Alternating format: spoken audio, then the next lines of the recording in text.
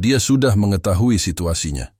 Sebagai martial honor, jika Leng Xiao ingin pergi, Mu Wu tidak akan bisa menghentikannya. Namun jika Leng Xiao membawanya, dia akan menjadi beban. Jika dia ingin meninggalkan tempat ini, dia harus melakukan pertempuran besar. Terlebih lagi Leng Xiao tidak berniat bergerak. Ini tidak diragukan lagi berarti meninggalkannya. Memang benar, ekspresi Leng Xiao menjadi lebih dingin. Dia mencemooh. Kamu harus menanggung akibat dari tindakanmu sendiri. Dengan lambaian lengan bajunya, dia meninggalkan Wu Wei dan perlahan menghilang. Hati Wu Wei tenggelam ke dasar saat dia melihat sedotan penyelamat nyawanya terlepas. Seluruh tubuhnya kehabisan warna. Mu Wu meludah dengan jijik dan mengungkapkan ekspresi kecewa. Domain di sekitarnya tidak hilang, sebaliknya ia menekan Wu Wei. Wu Wei sangat ketakutan. Dia berkata dengan marah, Kamu adalah seorang martial honor. Mengapa kamu menyerang di bagian barat kota? Apakah kamu tidak takut memicu perang tentara bayaran? Ekspresi mengejek muncul di mata Mu Wu. Wajahnya dipenuhi dengan antisipasi saat dia tertawa. Perang tentara bayaran? Saya melihat ke depan untuk itu. Saya meminta pemimpin Haolian untuk membawa saudara-saudaranya untuk menyatukan Soft Song Forest. Tetapi dia menolak untuk mendengarkan. Itu sebabnya kentang goreng kecil sepertimu dilahirkan. Hehehe, perang tentara bayaran, cepatlah. Ledakan. Dalam keputusasaannya, Wu Wei hanya bisa menyaksikan kekuatan domain menekannya. Seluruh ruang menekannya dan tubuhnya langsung meledak, hancur berkeping-keping. Orang-orang di bawah menyaksikan dengan mulut ternganga dan keringat dingin membasahi tubuh mereka. Dia benar-benar membunuh seseorang di sebelah barat kota. Orang ini benar-benar orang gila. Sepertinya dia tidak sabar untuk memicu perang. Hal ini khususnya terjadi pada Ouyang Ze. Seluruh tubuhnya basah oleh keringat. Dia menggunakan tangannya untuk menyeka wajahnya. Seolah-olah dia baru saja keluar dari air. Setelah Mu Wu membunuh Wu Wei, dia sepertinya belum merasa muak. Pandangannya tertuju pada Wu Yun yang berada di meja bundar. Dia tersenyum ramah dan berkata, Wu Zhaja, silakan kembali dan laporkan bahwa martial honor dari kelompok tentara bayaran pemula membunuh seseorang di barat kota. Tolong kirimkan beberapa ahli untuk membunuh saya. Wajah Wu Yun basah oleh keringat dingin. Rambutnya berdiri tegak karena tatapan Mu Wu. Dia gemetar dan berkata, Tuanmu, Anda membunuh seseorang di sebelah barat kota. Mu Wu menyipitkan matanya dan mengangguk. Dia tersenyum. Ya, benar. Bisakah Anda kembali dan memberitahu mereka, saya akan menunggu di sini. Jika tidak ada ahli yang datang untuk menemukan masalah dengan saya dalam waktu yang diperlukan untuk membakar dupa, saya akan membunuh jalan menuju grup skeleton mercenary Anda. Dark Cloud. Dia mengutuk gila pelan-pelan. Kemudian dia buru-buru berdiri dan berkata, kalau begitu saya permisi dulu, saya pasti akan melaporkan masalah ini kepada atasan saya secepatnya. Dia tidak ingin tinggal lebih lama lagi. Entah itu Li Yunxiao yang ingin menyatukan sisi barat kota atau Mu Wu yang membunuh orang di sisi barat kota, itu semua adalah peristiwa besar yang belum pernah terjadi selama bertahun-tahun. Dia menyelinap pergi dalam sekejap mata. Melirik ke arah Li Yunxiao, Mu Wu mengacungkannya dan memuji, bagus sekali, anak muda. Aku menaruh harapan besar padamu. Li Yunxiao menjawab dengan isyarat tangan dan tersenyum. Kalau begitu, aku lanjutkan. Rapatnya belum selesai. Mohon permisi dulu. Mu Wu mengangguk dan sosoknya perlahan menghilang ke dalam kehampaan. Sebuah suara tenang terdengar. Lanjutkan urusanmu, aku akan menunggu di sini sebentar. Jika Wu Zaza itu tidak membawa ahli apapun, maka aku akan pergi ke Skeleton Mercenary Group. Semua orang di alun-alun berkeringat dingin. Mengapa semua anggota kelompok tentara bayaran pemula ini begitu tidak normal?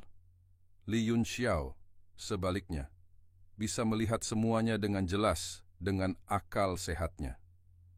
Budidaya Mu Wu sudah terjebak di hambatan yang mulia bela diri bintang 1. Sangat sulit baginya untuk menerobos dengan kerja kerasnya sendiri. Dia harus mencari peluang, seringkali. Peluang seperti itu diperoleh melalui pertarungan hidup dan mati. Setiap langkah dalam jalur seni bela diri tanpa akhir seperti berjalan di atas es tipis. Semakin jauh dia melangkah akan semakin sulit. Sekalipun hanya ada sedikit harapan, dia akan mempertaruhkan nyawanya untuk memperjuangkannya. Dia kembali sadar dan pandangannya tertuju pada alun-alun. Dia tersenyum dan berkata, "Mari kita lanjutkan pertemuannya." Meneguk. Banyak orang menelan ludahnya dan sadar kembali dengan susah payah. Ekspresi mereka berbeda.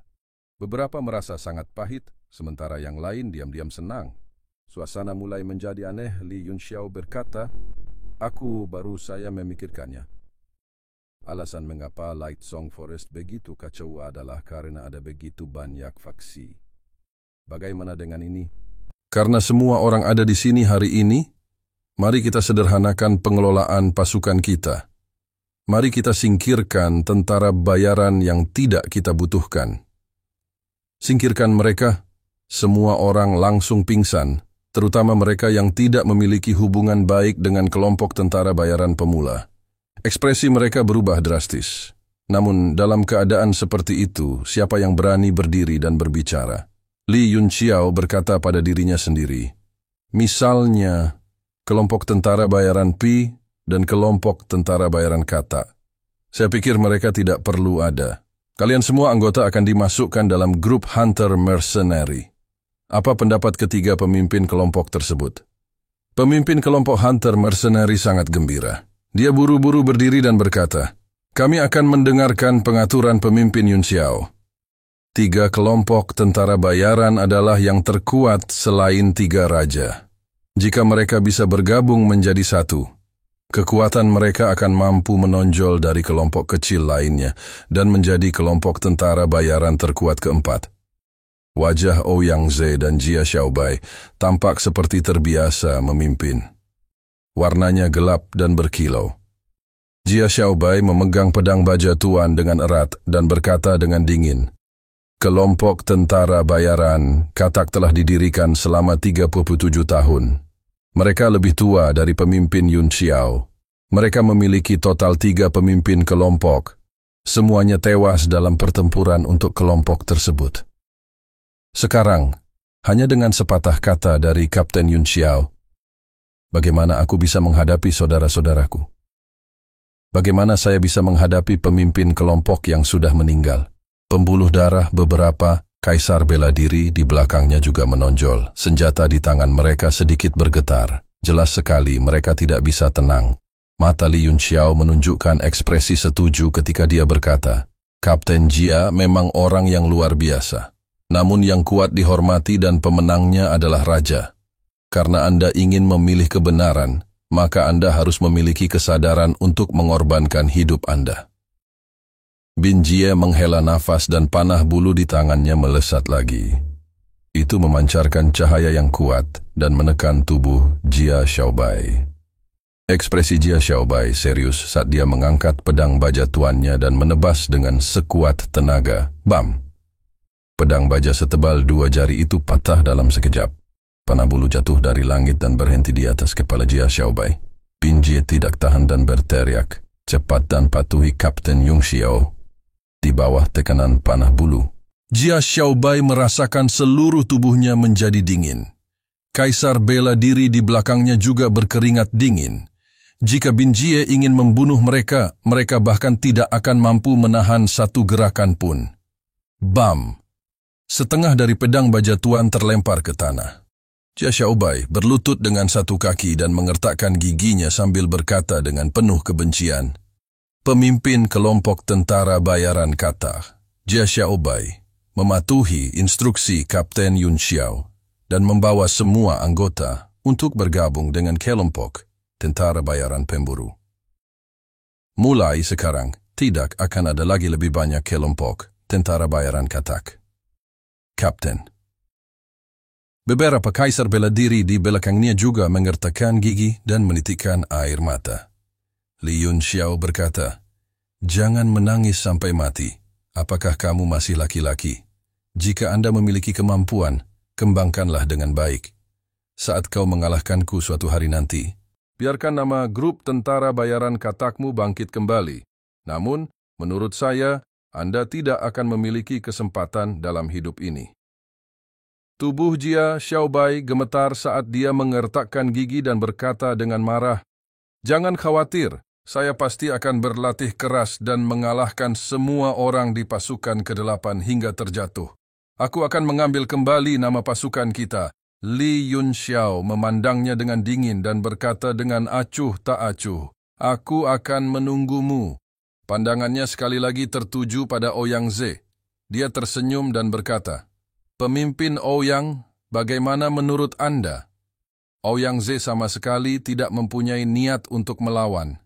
Dia berlutut dan berkata, "Kelompok tentara bayaran Pi juga mematuhi instruksi Kapten Yun Xiao. Semua anggota akan bergabung dengan kelompok tentara bayaran pemburu. Mulai sekarang, kelompok itu akan dibubarkan." Dengan kedua kelompok ini menundukkan kepala, orang-orang lainnya tidak melawan sama sekali. Segera, sebagian besar kelompok tentara bayaran dihapuskan dan digabungkan dengan kelompok tentara bayaran pemula yang biasanya melekat pada mereka. Tidak ada perlawanan selama seluruh proses. Orang-orang dari 4 aliansi pedagang besar memandang dengan dingin, tetapi mereka tidak bisa tenang. Hal ini khususnya terjadi pada Shen Li dan Hong Yiyi. Mereka tidak menyangka Li Yunxiao begitu kejam. Dalam sekejap mata, dia telah mengubah situasi di barat kota selama bertahun-tahun.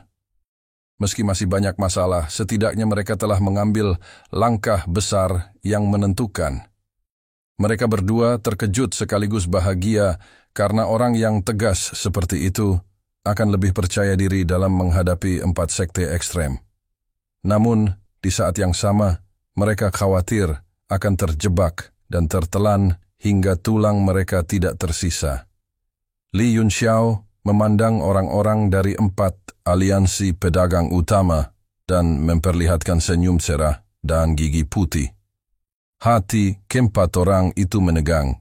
Mereka sepertinya mendapat firasat buruk. Benar saja, Li Yunxiao berkata dengan sangat cepat, "Kelompok tentara bayaran telah diselesaikan. Sekarang 4 aliansi pedagang utama Anda juga harus mengalami beberapa perubahan." Hati Kiao Luo bergetar. Dia mengerutkan kening dan berkata, "Kapten Yunxiao, saya tidak begitu mengerti. Urusan aliansi pedagang selalu dikelola oleh aliansi pedagang. Kapten Yunxiao adalah seorang tentara bayaran, jadi dia tentu saja tidak mengatakan apapun tentang mengelola masalah kelompok tentara bayaran. Namun, 4 aliansi pedagang utama kami tidak pernah bentrok dengan kelompok tentara bayaran Anda. Kami hanya bekerja sama dengan semua orang untuk melakukan pekerjaan dengan baik di Lightsong Woodland dan memberikan berbagai kemudahan bagi semua orang. Dari sana, kami mendapat sedikit keuntungan." "Keuntungan sedikit?" Li Yunxiao tersenyum. Dia mengambil selembar uang dari tangan orang di sampingnya dan membukanya.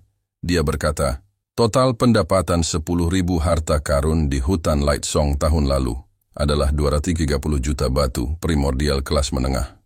Pendapatan bersih mereka adalah 120 juta batu primordial kelas menengah. Pendapatan bersih Money Sect adalah 160 juta batu primordial kelas menengah. 4 sekte ekstrim adalah 90 juta batu primordial kelas menengah. Pavilion Tiani berisi 70 juta batu primordial kelas menengah." Cek. Keuntungan ini sangat sedikit. Mendengar ini, semua kelompok tentara bayaran tercengang. Masing-masing dari mereka menatap ke-4 orang dari aliansi pedagang dengan tatapan marah. Masing-masing mata mereka memuntahkan api. Ternyata keuntungan dari aliansi pedagang sangat tinggi. Mereka bekerja keras sepanjang hari untuk menerima segala macam misi dan meninggal. Tidak ada yang tahu kapan ini akan menjadi akhir. Hanya uang yang mereka tukarkan juga cukup untuk budidaya dan pemborosan mereka sendiri. Para pencatut ini semua duduk di rumah sepanjang hari. Dan keuntungannya sebenarnya sangat tinggi hingga membuat bulu kuduk berdiri. Ke-4 orang dari aliansi pedagang tidak bisa duduk diam lagi. Jingnan terbatuk beberapa kali dan berkata dengan marah, "Kapten Yunxiao sebenarnya menyelidiki intelijen rahasia aliansi pedagang kita tanpa izin. Li Yunxiao membuka mulut Nia untuk memarahi. Jangan berpura-pura menjadi suci di hadapanku. Manakah dari 4 aliansi pedagang Anda yang tidak mengumpulkan semua jenis intelijen rahasia di semua kelompok tentara bayaran kita? Kamu masih berani mengambil posisi di depanku. Kamu mau mati. Terima kasih sudah menonton dan jangan lupa like, share, dan subscribe guys.